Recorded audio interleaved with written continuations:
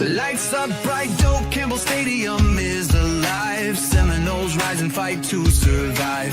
Helmet gleam under that blazing sun. Florida State where champions run. Seminole sideline 365. Feel the roar, we're coming alive. Garnet and gold in the battle we thrive. This is our house where legends arrive.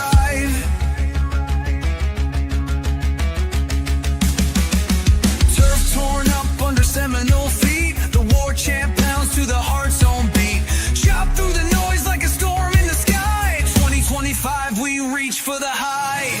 Seminole sideline 365. Welcome back to another episode of Seminole Sideline 365. Once again, my name is KB, and with me is the old man. We are back tonight for a post-game recap. Obviously, we try to do our live reaction shows, which we did on Saturday late after the game. But that is just kind of a quick reaction, give our thoughts and feelings, no stats really, no player grades, just kind of our gut reaction to what we just watched. And if you haven't seen that, go back and watch that. You know, we have some callers, we have some comments from the chat. So if you want to see our raw opinion, go back to that. But tonight, a little bit more structured, a little bit shorter, more to the point of stats, what the stats tell us, what the grades tell us, and kind of our kind of more formulated thoughts on what we found from Florida State, what we learned, and how that could lead into our next game, which we'll preview on Wednesday night, which will be Pittsburgh. Anything you want to say, old man, before we dive into this game and start discussing it? Yeah, first shout out goes out to our guy, Jalen Stith. Jalen, you're number one in the queue, man. Welcome back. You're one of our most loyal. I would say top 5, maybe top 2. He's in the 1-2 slot. Jalen, welcome back to the show. We hope to have a lot more other people. We know everything's going on. It's what is today? Monday? Yeah, we got NFL football coming up. We got the World Series baseball. So if you don't catch us live, that's okay. You can see it, as it goes out on YouTube. It sits out there. You can, you can also check it out just by playing it when you're driving to work or home from the office, because you can just play it like a podcast, almost the same thing. I do that a lot on different channels. So no, I do have some interesting things I looked at about this game against Miami. So as we get into it, I'm going to give you some maybe different viewpoints. So hope everybody sticks with it. And you know what? Maybe some positives, more positives came out of this when I look at it than I thought before. And I'm not, I'm usually pretty hard, and I know KB. If you didn't go back and look at our post game, I thought KB's head was going to explode. I really thought it was, So let's go, KB. Let's go with it, man. Yeah. So obviously everyone's kind of started to give their reactions and summarizations of this. So I try not to watch a lot of the pressers or other shows because I don't want it to influence what I say or what I do. But you'll probably hear a lot of themes that are similar because I think many of us saw the same types of things. When we look at player grades, you can look at the grades, you could guess what they are. But a couple of things, the pass blocking was unacceptable on Saturday night against Miami. And a couple of those things that lead to that are our linemen are not the caliber of a championship team. They're better than last year, or they're a little bit better than last year, but the line talent, the lack of depth, these aren't guys that were going to lead us to a playoff, make us be a playoff caliber team this year. Once you lost a guy like Micah Pettis, who he was one of your best pass blockers What's in this the game. Injury on that, do you know? I haven't heard, but he only played 11 passing snaps or 11. He got hurt pretty early, I believe, in that game. And then his backup came in. Yeah, he played overall. I think. Yeah, he didn't play a lot in this game. Unfortunately, he got banged up. And I haven't heard his status. I know Kadarius Jones, I believe, is out for the season. But Pettis, I'm not sure his status yet. So if anyone knows that, please let us know in the chat. But Pettis went down early. And then Adrian Medley came in and was a train wreck. Yeah, I saw the Norvell presser. He didn't say much about Pettis. He didn't know if it was going to be long term or short term, but he didn't say he's out for the season. So, like you said, anybody knows, let us know. Medley came in rotating between right guard and tackle, I believe. Rizzi was in there too. And he was a train wreck as well. And so what are the grades? Who graded out well and who didn't? Adrian Medley had a 19 pass blocking grade, and that's out of 100, right? No, yep, really? He had a 19. He also had a 22 against Kent State, so that's why he's a backup in the first place. But when he went in there, he gave up 2 hits, 6 hurries, 1 sack. Now, there were only 2 sacks in the game. I don't know how many pressures there were. He gave up 6 hurries, 1 sack against 56 snaps. So he was basically a revolving door for most of the game. Wow. For them. Yeah. So that he wasn't good. And that's going to be a weak point for the rest of the season. And Medley is the guy who came over from UCF. Yeah. And, so how does Herb Hand and Gus Malzahn not know that? I think you know that, but there's not a bunch of 5-star starters out in the transfer portal. You got to take what you can get. Yeah, he thought maybe he knew his system, and he knew the system. Yeah, and he wasn't starting for a reason. I mean, he wasn't starting, so you knew it. But you can tell he's and Miami's a really good defensive line. We're not just beating him up, but Well, but this is what he's not going to be able to compete against the top defensive lines, and Miami's a top defensive line, and that's not to say Pittsburgh. This is just he's not going to be able to stand up against the top defensive lines, in the ACC. And okay, this is Medley's grades because they can't see the top. This is Medley's grades. Yeah, Adrian Medley. Okay. Yeah. And that's in pass blocking. Obviously, you're not going to win. We're not going to win many games if Tommy's back there throwing it 46 times a game. That was another issue. That's not ideal. Is you couldn't get really a consistent running game going. You couldn't really get explosive running games and then going. You couldn't get your trickeration going. You saw great closing speed by Miami, and that affected you. They were ready early for on this game. Place. And I heard some shows, from you told me, and I heard clips. And I saw some clips on YouTube, and they were saying that FSU players seem shocked by the closing speed of Miami. I don't believe stuff like that. I don't think players are on the field shocked by it, but Miami closed well. They tackled well, and that's something this FSU team has not done well in 2 weeks. And they had good eye discipline. They really did. They held the positions they were supposed to hold on these trick plays. Yep. They weren't surprised. They game planned well, and they had 2 weeks to game plan, and they executed that game plan well. They were prepared, and when it came to make a play in the open field, they made it more times out of none. And that's what you have to do to stop this offense of Gus Malzahn. They did it well. And it stifled this offense because this offense was, and we can talk about the fourth quarter, but this offense was ineffective. And that's the end of the story.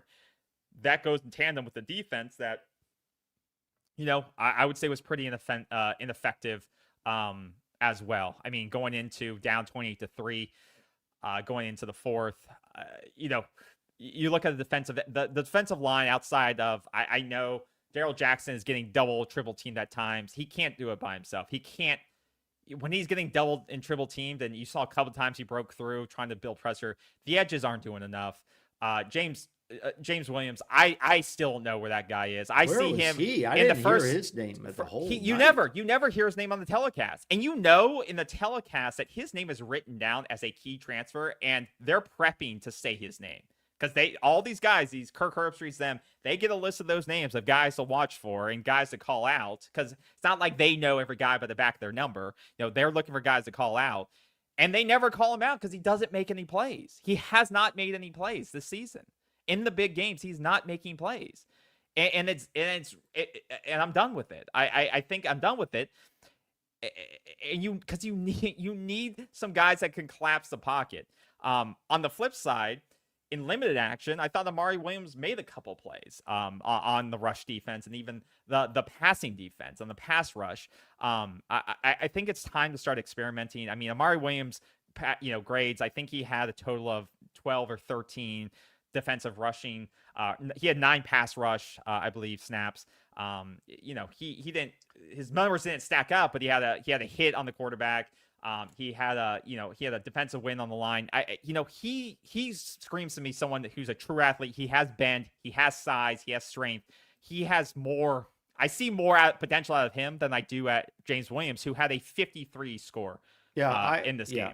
He had no stats to speak of right now. He had no hits, no pressures, no hurries, nothing that I can see here that's worth pointing out here, and it's disappointing. What were the lowest graded unit grades? What were the lowest units? Do you have those things in front of you? If you don't worry about it, but I know you've taken a look at them. I suppose the offensive line overall was low, correct? Yeah, the offensive line was the lowest, and Adrian Medley was the lowest of the offensive line overall. Okay. Gunnar Hansen was also had a horrific game. He had, I think, his worst career game. He had his worst career game in pass blocking. He had a 9.4 in pass blocking. He had a 9.4. 9.4. Who was that? Gunnar Hansen. How is that possible? A 9.4 because he sucked. He absolutely sucked.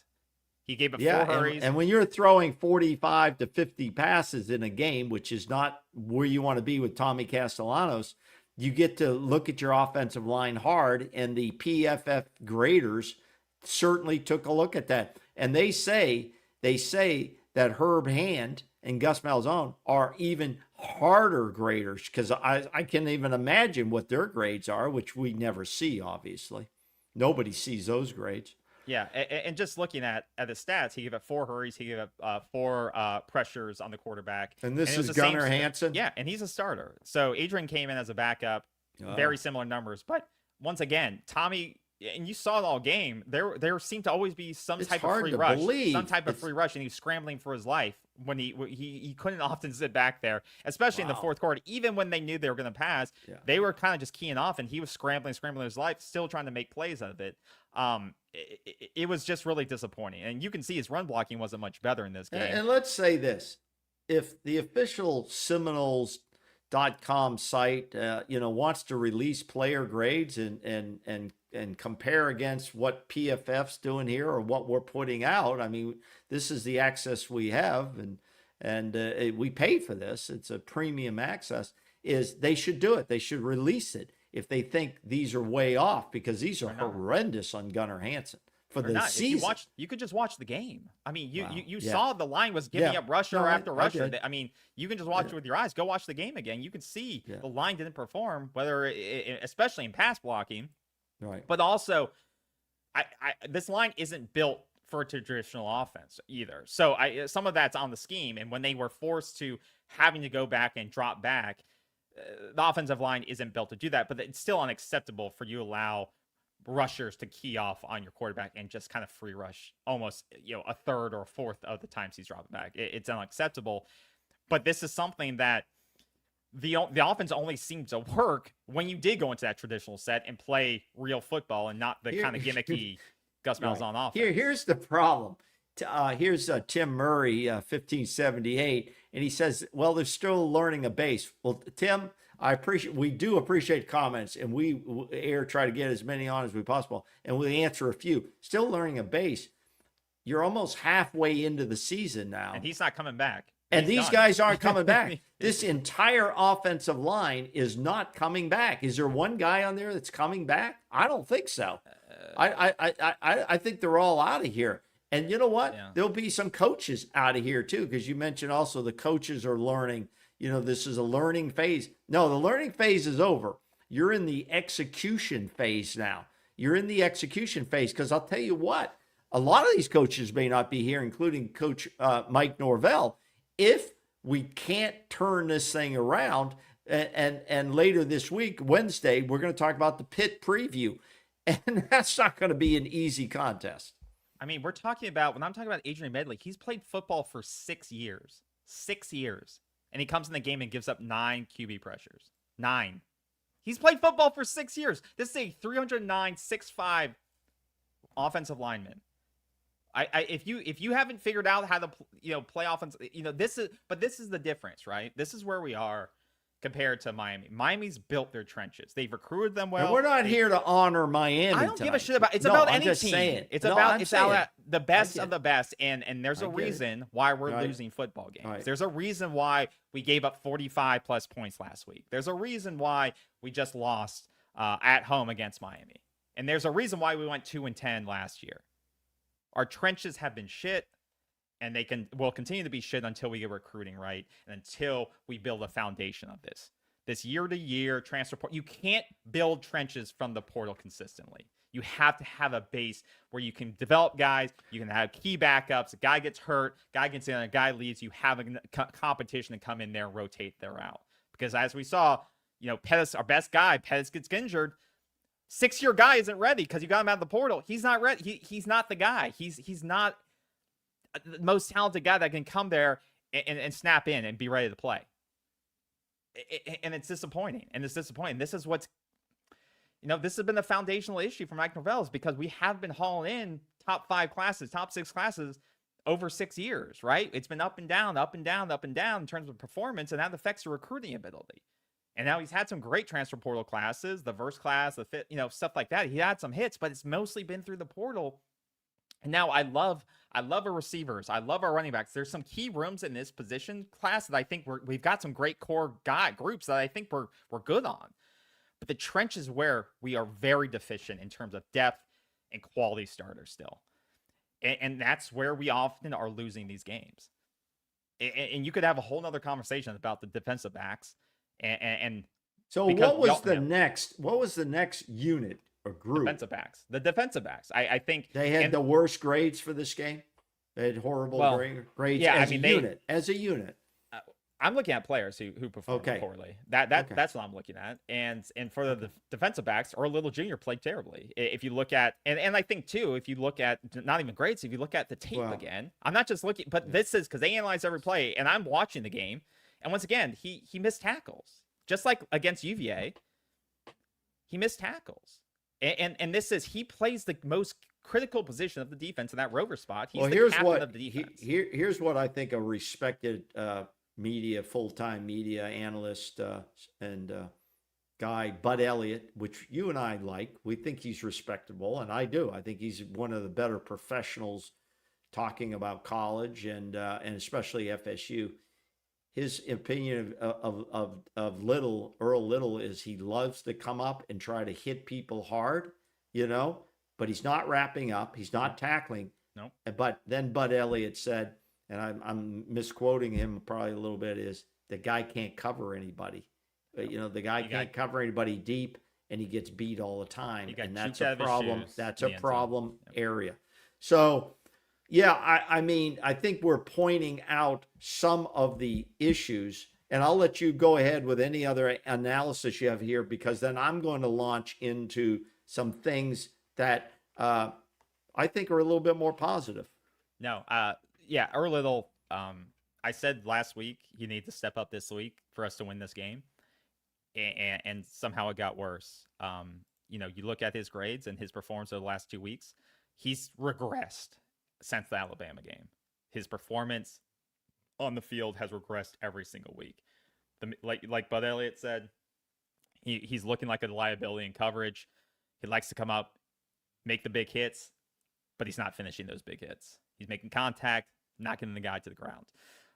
Last week he had 2 missed tackles against UVA. This week he had 2 missed tackles on UVA. I mean, his tackle participation though this week, I mean, he only had 2 tackles, 2 assists, and then 2 missed tackles. Like, the tackle participation really wasn't there. Missing 33% of his tackles is not going to get it done. And then in coverage in the end zone, Tooney, I believe it was, juked him out of his shoes one-on-one. I know Tooney's a great player, so I don't know many people who could have covered that, but he got absolutely eviscerated on that play.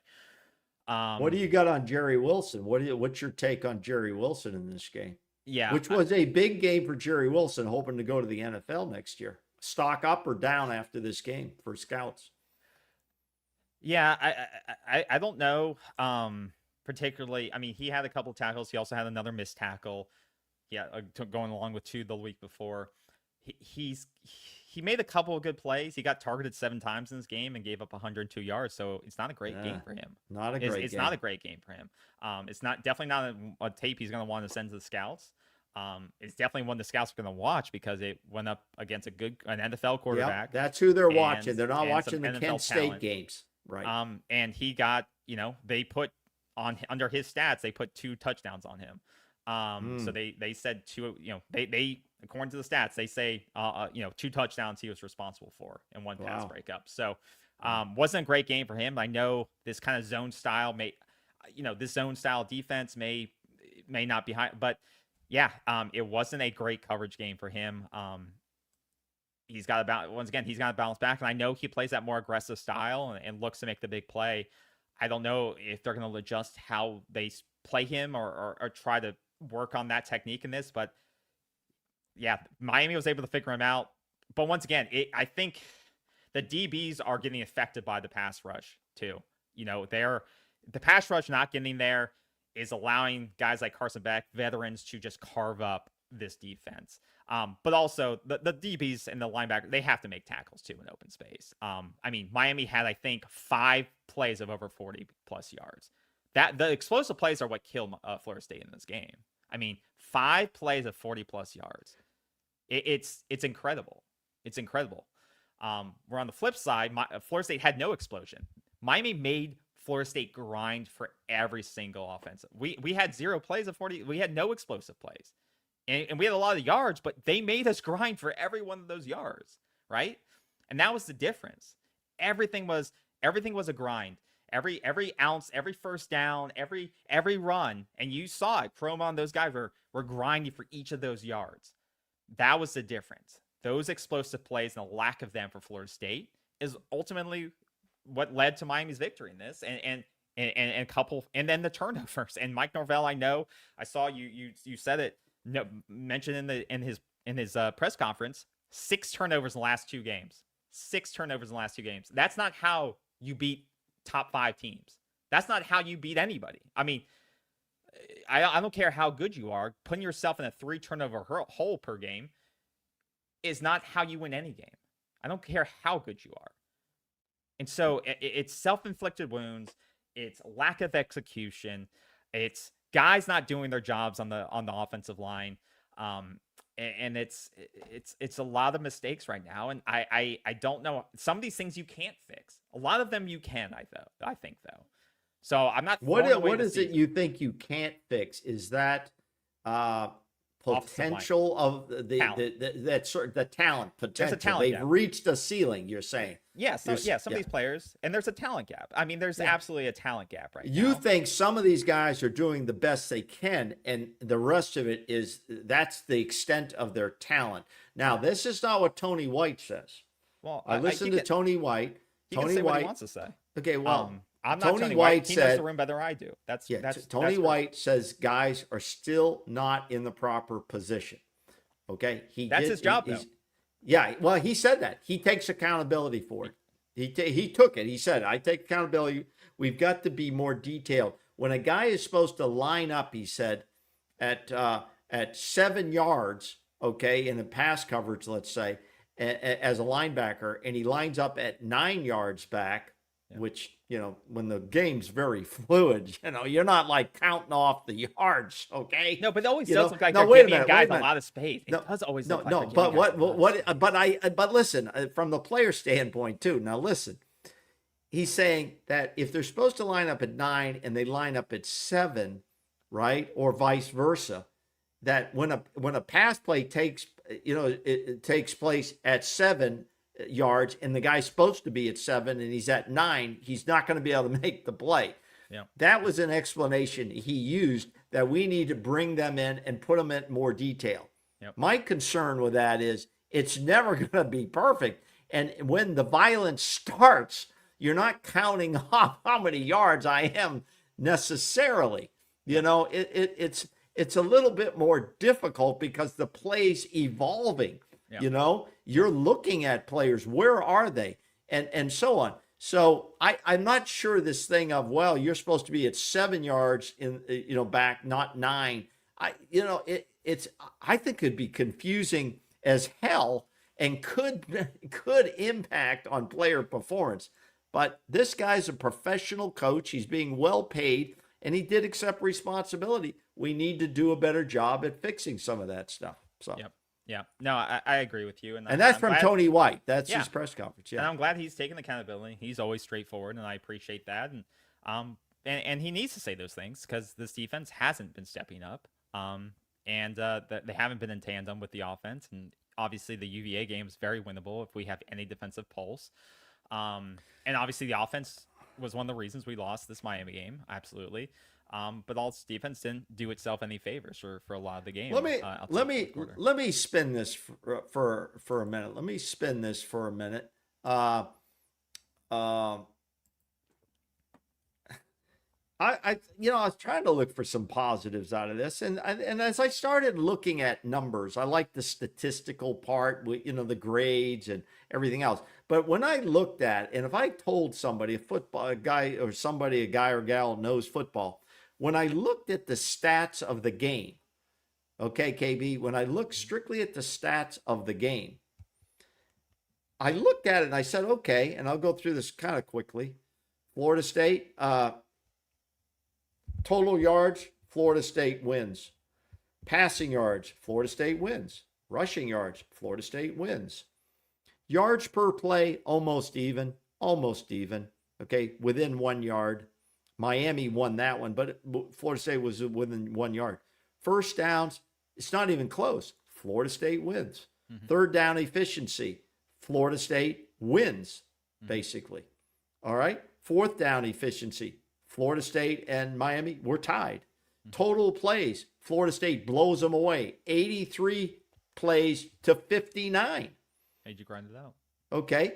Penalties, Florida State wins. They had only 45 yards. Miami, 114 yards. That's usually a big red mark when you're just looking. If you didn't know who the teams were at the top, if we didn't know who the teams were at the top. And then we get down to the biggest problem. Turnovers. Florida State lost 1 fumble. Florida State lost 2 interceptions. Miami, 0. Okay. When you look at all those stats, right? If I didn't know who the teams were and I didn't know who won or lost, I'd say pretty close game here by Team A and Team B. Pretty close here. Mm-hmm. I might even give the nod to Team B being Florida State, except when I look at those turnovers. And if you said, well, this is a big game championship, both teams won, both were ranked, those turnovers would stick in my mind to say, I'm going to have to maybe give it to Team A, that being Miami. But I could see how Team B might win. The final score was what, 28-22? Mm-hmm. And I would say it was be a close game. So from taking some positives away, you could say if you just looked at numbers, that you could say that. But we also know that Miami, despite the score, dominated 3 quarters, full quarters of this game. Okay, now that we know the game, we saw the game, we know what the score was. But if you look strictly at the numbers, if you took away those 3 turnovers that Florida State committed, they probably would have won this game, in my opinion, because we don't know what they would have done with those possessions. However, if they score a touchdown out of one of those, they win the game. So when I looked at it, I said, I would take that away as a positive if I'm trying to motivate my team, saying you really played poorly for 3 quarters. You came back solidly in the 4th quarter. You really weren't out of this game too much. You could have won this game just like at the UVA, you went double overtime with. So I'm trying to take that way, not as an excuse, but clearly as something that can go forward with to motivate this football team. Your thoughts on that? Yeah, I think that's fair. I think there's some fair things there. And I think looking back at it and looking back at the plays, I think, like you said, the turnovers, but the box stores, like don't tell the whole story, and No, right. box stores don't determine outcomes. But don't you find that interesting?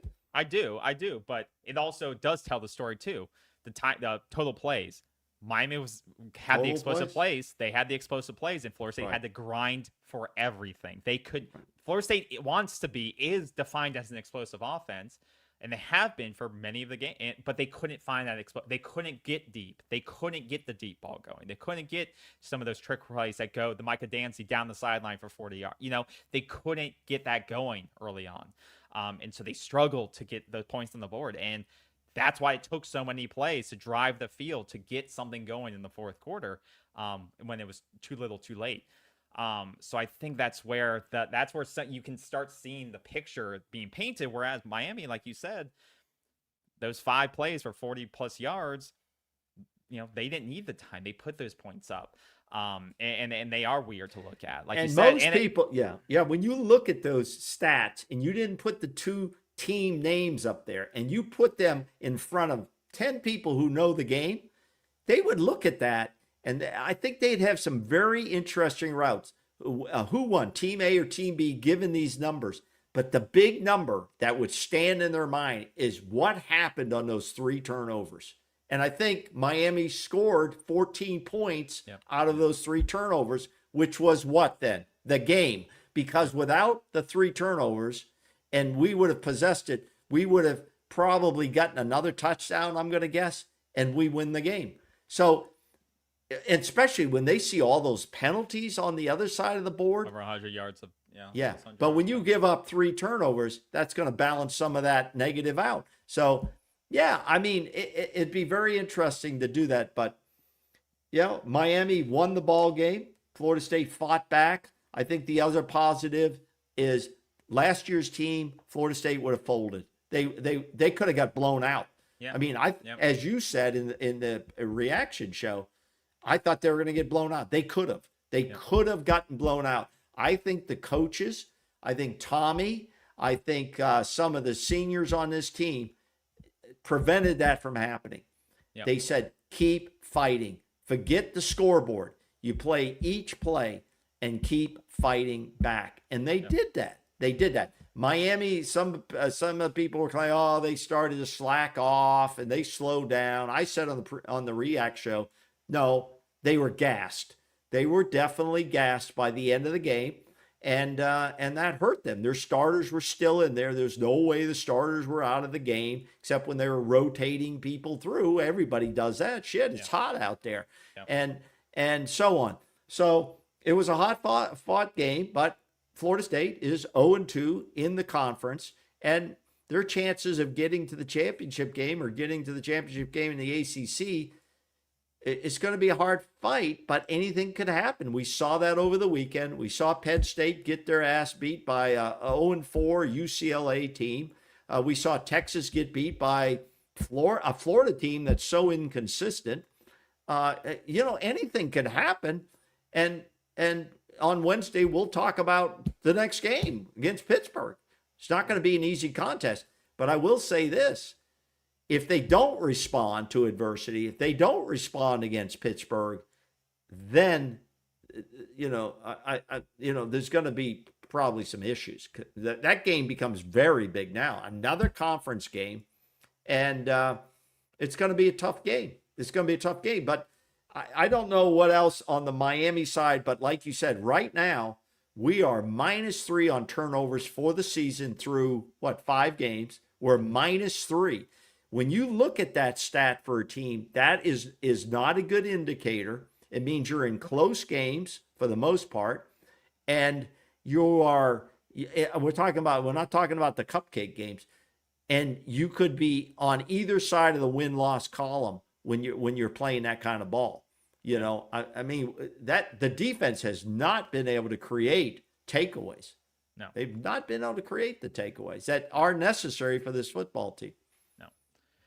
No, I agree, and I think, like you said, there's definitely you just got to take it one week at a time, and look for some of the bright spots, and I like I said, I think there's still a lot of talented players on this team. I think, like I said, I'm really happy with what. There's a lot of great pieces in the wide receiver room.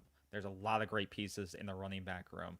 There's There's very talent good on young this football pieces, team. yeah, that they can absolutely build around, and that's the thing. They got to win to keep a recruiting class together. They got to keep winning to keep good positive momentum around this program. So they just got to, but it starts with the trenches. They got to start, and that's why I want to continue to see the Twins play, and I want to continue to see them develop and build around those guys. I want to see more Amari Williams on the field because, like I said, he only played like 12 snaps, but he made a contribution. He'll be back next year unless he goes into the portal. So he won't be back. He only gets 12 snaps a game. I guarantee that. Yeah. If he's only getting 12 snaps per game, Right. he won't be back. So get his ass on the gone. field because I don't know. And now that I'm looking at it, James Williams is only on the field for like less than 20 snaps. So I don't know what's up with him. Well, what they've done, KB, is they've cut him down. They've decreased him. They see what we see. They see what we see, and they're decreasing his reps. They're giving reps to other people. Yeah, because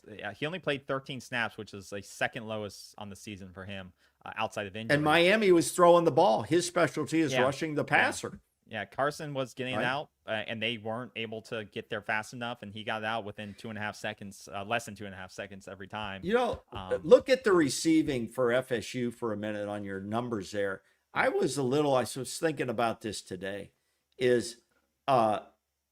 we haven't really established who's number two. Deuce Robinson is one. He's the first receiver. Danzy is I love the way that guy plays, and he seems to have good hands. He makes some crazy catches. I think they should just. I would honestly make sure you sign him long term. Make sure he doesn't. I think he'll stick around because of the FSU track program. Yeah, they allow him to do. Yeah. I think that guy has crazy upside, and he's strong. He's got good length. He's well built, and obviously he has the speed. I think he probably has the second best hands on the receiving squad.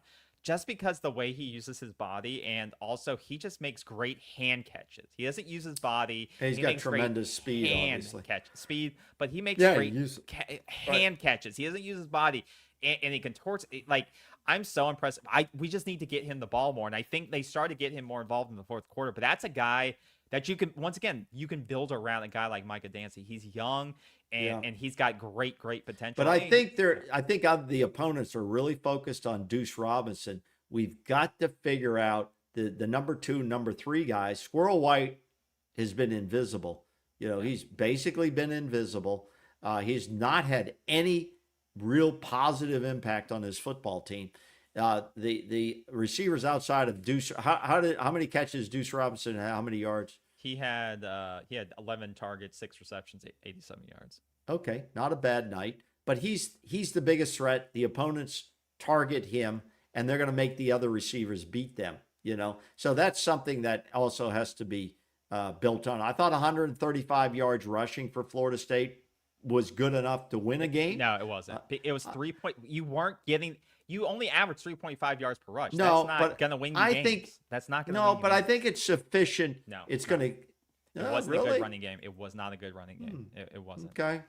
Because if it was good enough, you would have been scoring points in the first half. Well, I think it was. We had to throw the ball so many times, right?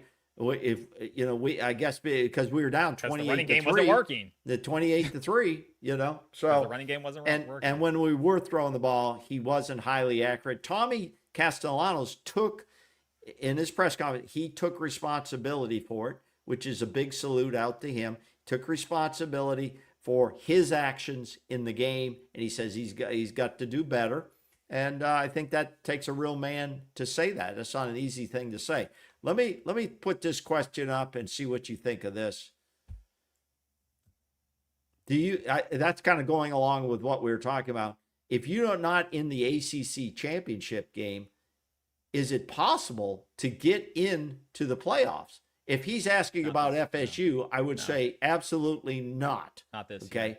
The GOAT, absolutely not for Florida State this year into the playoffs. ACC doesn't have good enough ACC teams this year. They're not getting more than 2. And his second question is it a better reason to go to the Big Ten or the SEC because they'll get more teams in? I don't know about that, but the ACC is not a strong enough conference to send more than 2 teams. So if you have two teams with one loss in the ACC championship, or Miami goes undefeated, which they could be undefeated, play Georgia Tech, lose to Georgia Tech, maybe Georgia Tech and Miami could go and get in. That's a possibility.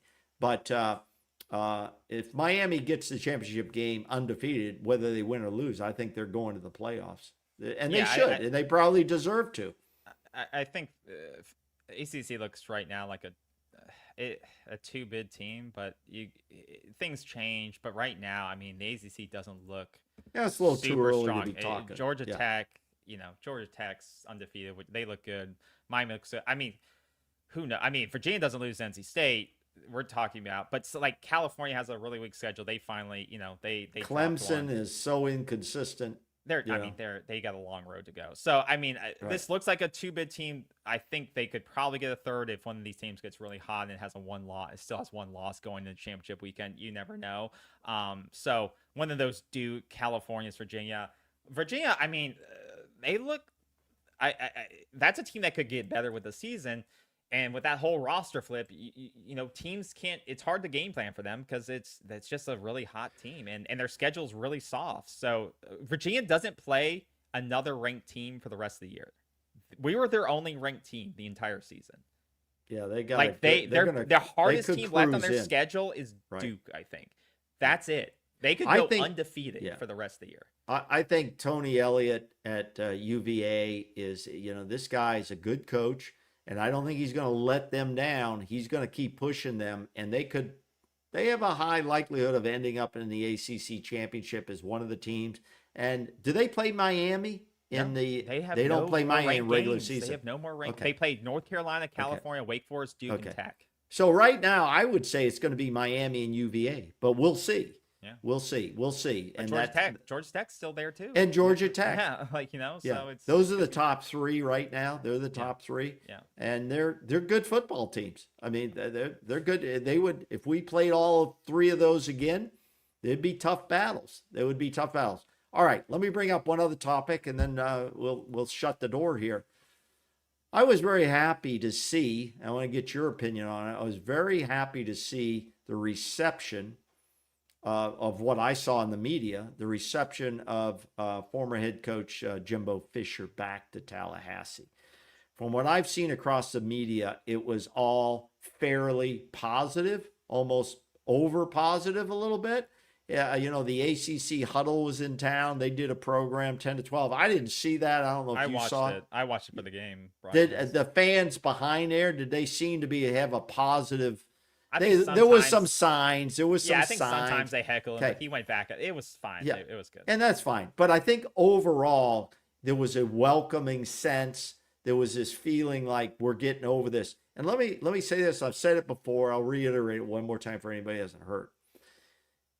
Whether you love him or hate Jimbo Fisher, really understand the reasons why you hate the guy, okay?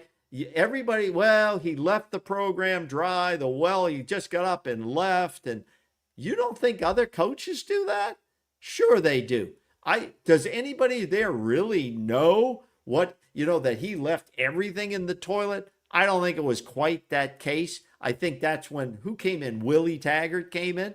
Yeah. How much blame does Willie Taggart get for not being able to pick up the steam and move forward? But to keep blaming coaches when they leave, and he left for a lot of money, and he left for a lot of money. You would do the same thing. I would do the same thing. Viewers out there would do the same thing on their jobs, okay? And you have to understand that. But you got to respect something about Jimbo Fisher, and then I'm going to end my conversation about this. Look at his record at Florida State. You can look at his record overall as a head coach. Look at his record at Florida State. 3 ACC titles, 1 national championship. In the in-state series, which is a big deal for a head coach, 14-1, if I read all the numbers right. 14-1 against Miami and Florida. He is, in my opinion, the second best head coach in Florida State history in football. Bobby Bowden's number 1, Jimbo Fisher's number 2, and then Bill Peterson. Most of you don't even know who the hell Bill Peterson is. He is number 3. Look those up and look at the records. Mike Norvell is not even close to any of that. Okay. He's not. Florida State has not had that many head coaches. Now, I could go way back and look at some of the guys back in the 40s and 50s. I'm not going to do that. I'm talking about modern era here. Yeah, I don't think it's a fair comparison. Mike Norvell is like 20 and 22 in ACC. Mike Norvell, and I'm not saying fire Mike Norvell. This is a fair comparison at all. Okay, well, let me just say, he's 20 and 22 in ACC. He is still riding this 13-0 season where we got snubbed. There's still a lot of bad feelings about that. And the Jordan Travis legacy of Jordan Travis raising us up from the ashes. But let's be careful when we start throwing other people under the bus, okay? Jimbo Fisher is still a good football coach, all right? And I say that based on his record overall and at Florida State. I'll give you your chance. Yeah, I'm not going to cry over a millionaire. But no, I'm not crying. Oh, hey, Mike Norvell is a millionaire too. Do you see me crying over him? He's getting I'm not crying over him he's either. getting $10 million a season based on his record. But I see why people can be mad at Jimbo for leaving when it got tough. Why? What do we know? He left when it got tough. He left when it got. No, he didn't get when it got. He left when it was 5 and 6. Well, he left when it got tough. Well, why did Texas A&M take him at 5 and 6? Why did they believe in him? Why did they fire him? Why did they believe in him? When he got fired, he had a winning record because he didn't win the SEC. You know how many coaches get fired for not winning the SEC? He was 6 and 4 a hell of a last lot. season. Okay, I'm just. He was 6 and 4 and 5 and 7 the year before that. Right. Well, I think you're in that group that really thinks he left everything in the I toilet. said, I listened to the broadcast. Coaches leave all the time. And I think he did leave the program in the toilet. So okay, well, how is he supposed to leave it? What was he supposed to do? But isn't the saying leave it better than the way you had it? Well, let's just say he doesn't have a good. I don't care. I don't go looking up Jimbo Fisher. I don't care about him. I listened to the broadcast of him. I loved it. It was great. But I'm not going to fetishize Jimbo Fisher's legacy. I want people to have a good reason to piss on his grave. Okay, that's all I want. I just don't care about him. Okay, I'm not saying bring Jimbo Fisher back. I'm just saying that if he had a crap overall record and he's not a good coach, that's not what the record suggests. You talk it's about, not what the record but suggests. You said Mike Norvell is living off of Jordan Travis's season. Right. People say that Jimbo Fisher's living off of Jameis Winston's season don't we and winning a national championship. Don't we always win? Don't we? Why do you think Jameis Winston came to Florida State? To play football. Do you think he came? Huh? To play football. Well, don't you think Jimbo Fisher was part of that reason he came? I think there's probably a lot of factors. Don't you think? One of them was probably that, but yeah. Okay. So there's arguments here. I just want people, if you hate somebody, have a reason to hate somebody. Okay. Divorces are never easy, period. Okay. And I wrote that in X. It's never easy when a coach leaves. It's not going to be easy when Dabo leaves, okay? And he'll leave under the right circumstances. He's about had his fill of it. He's going to leave under the right circumstances. There's several jobs open now. There'll be more jobs open very soon, all right? There'll be all kind of guys leaving. And when they feel like it's time to leave and they get an opportunity, you leave. You will leave when you have an opportunity, okay? And so would I. So when people are bitching about it, get over it. This. Jesus I'm Christ. talking about coaches so in general tired now. Of this. I'm so tired of talking well, about that's this. the way it is. God, you know, so boring. Ugh, okay, so I'm boring. I'm not saying he was the greatest coach ever, but nobody. Why are we still talking most don't about know this? his record because I want people to understand what's going on. That's why. It's boring. It's so boring. It's not boring. What? It What's doesn't boring? affect What's this boring? program today. It does not affect this program today. How does Yeah, it affect does. this program today? It does. The Okay. 13-0 snub still affects the program today. They want to build a statue, for what's his name? Our quarterback went 13-0. I forgot it. All right, let's move on. Okay. What I'm saying is people get hung up on things. Okay. People get hung up on things. You're hung up on talking about this right now. If you have a reason to get hung up, at least be able to identify the facts. Okay. Know the facts. All right. That's all. That's it. Okay, That's my awesome. rant. That's my rant. Great. Wish you could have saved it for Wednesday. Awesome. All right. Well, that's gonna do it for the Miami show. Glad we got to talk about for Jimbo for the last 10 minutes. All right. Well, thank you guys for tuning in. Appreciate it. If you guys have any comments, thoughts about the Miami Florida State game, anything you wish would be different, change, recruiting, performance, once again, as we talk about players and grades, purely on performance, nothing personal to them. These are essentially paid professionals, so we're going to talk about their performance, their grades. Obviously, hope they get better. Hope Adrian Medley comes out next week and crushes that for us. We need him to get better because it sounds I think his NFL career just went down the tubes. I don't care about his NFL career. I just hope he plays better for himself and for this team, because we may have injuries. We have injuries. Jones is going to be out for a while too on defensive back end. Hope he gets better. Hope he heals well. But guys are going to have to step up. It's about that time of the season when guys are going to get hurt. So guys are going to be ready to step up. We may start seeing younger guys step in, especially on the offensive line. So guys better be ready. Their number's going to get called. Guys offensively too. Loane McCoy got some touches. He stepped up. Hopefully these guys are ready to make a splash. Jacob Rizzi, you're old. You need to start making a splash. Andre Otto, you may be stepping up here soon. So I hope we start seeing these guys. Jonathan Daniels maybe too. Lucas Simmons. Start seeing some of these guys that if the guys in front of them do not perform, give these younger guys a chance. I'd rather take a risk with a young guy if the guy in front of them is not taking a chance than keep the same senior in there for the rest of the season.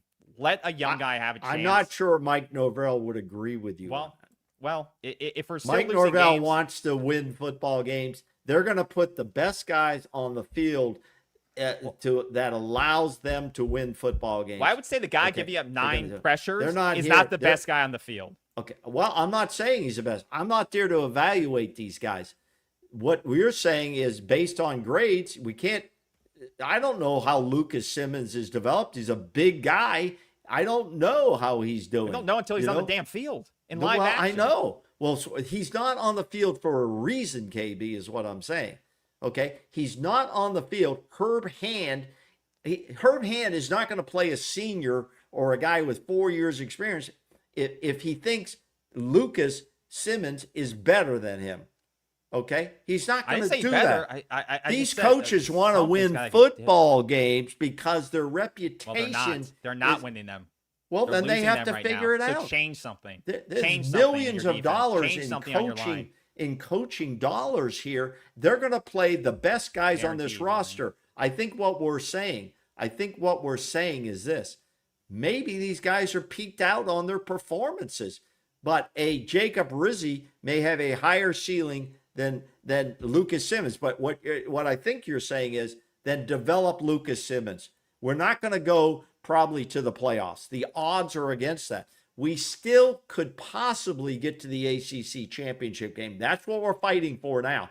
If we win out, we'd be what, 10-2? What do we play? 12 games, right? We'd be 10-2, and you have a shot at getting into the ACC championship game. And if you win that game, you're automatically in. If you lose, I don't know if your schedule's strong enough. If you're 10-2 with a win over a top 5 Alabama at the end of the season, it would be a screw job for you not to make the playoff. So if you're 10-2 at the end of the season, Alabama's a top 5 team that you beat, then it would be a screw job again. So make them have to review that decision. Win out, make people have to make a tough decision. That's all you can do. That's all you can do. So guys have to step up. The right players have to be in the right position. I don't care. Coaches have to coach. Win out. That's all you can do. That's all you can do. But it's gonna be tough. Every game's gonna be a struggle. Every game has to be played clean. It's every week's gonna be tough. But this team, I still think, regardless of talent composition, they have the ability to win every game left on this schedule. So the motivation for the coaching staff has to be, it's not all gone yet. No, it's not gone yet. You're here for a few reasons. You're here to represent, well, I'm not sure about that. That Alabama win keeps them alive. Alabama win keeps them alive. It gives them some credibility. You came back against Miami, and guess what? You got credibility for that because you're still number 25 in one poll. Is that the AP poll they're 25th in? USA didn't have them in the top 25, but there's all kind of polls. Yeah. There's still some respect out there for you. There's respect out there for you. And Tommy Castellanos is the guy that's his legacy, his name is going to be tied to how this team performs down the road. And can he continue to lead them? Can he get into the faces of players that need that? All right. He battled his ass off, whether you like Tommy Castellanos or not. There's lovers and haters out there, just like there is for a lot of players.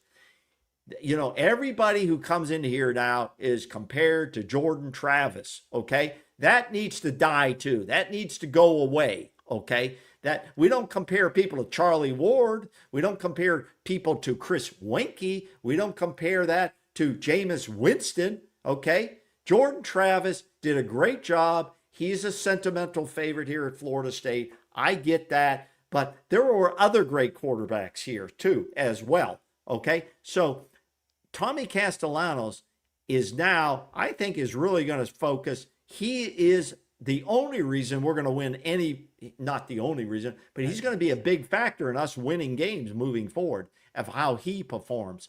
But he has to have help. He has to have guys, help him in blocking. No, he's not down. He can't put his head down, try to run and do everything. He has to look for his options too. That's on him. He put his head down too much in the first half, and he was looking to scramble too much. He had happy feet, and that's on him. And I think he acknowleded that. Yeah, he acknowledged what he did. But he busted his ass. When he started to, I didn't say he didn't bust his ass. No, but he acknowledged he made mistakes, and he got happy feet. He looked down, was looking to run. He's got to look up. He's got to look for his options. He's got to have some patience in a crowded pocket. I know it's crowded. I know guys are coming at you.